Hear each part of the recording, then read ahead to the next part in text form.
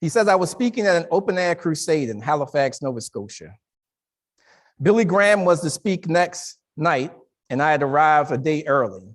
He came incognito and sat on the grass at the rear of the crowd because he was wearing a hat and dark glasses. So Billy Graham didn't want anybody, cause a stir or anything because there were people up on stage.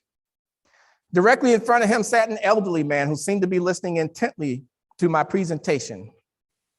When I invited people to come forward as an open sign of commitment, Billy decided to do a little personal evangelism. He tapped the man on the shoulder and said, would you like to accept Christ? I'll be glad to walk down with you if you want to. The old man looked him up and down, thought it over for a moment, and then said, nah, I think I'll just wait till the big guns come out tomorrow. Billy and I had several good chuckles over that incident. Unfortunately, it underlines how, in the minds of people, evangelism is the task of big guns and not little shots. Work while it's still day.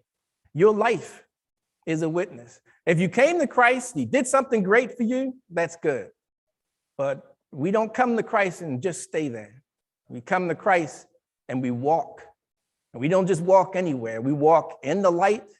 We walk with Christ. And then when we walk like that, you ever been to a garage sale and you go by a couple of times and the same stuff's still on the table? They can't give it away. That's what happens when your faith gets stagnant or when you don't grow.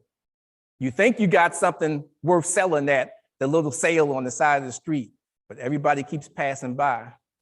Because if your faith isn't full of light, if your faith isn't full of joy, if your faith doesn't reach out and tell people, I want some of that, then it'll be just like that stuff sitting on the table at the garage sale.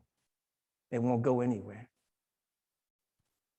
It says in 1 Peter 3:15,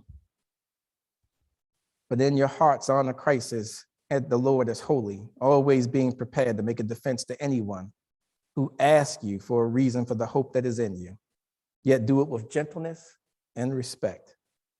And Jesus says, work while it's still light, because in the dark, it'll be too late.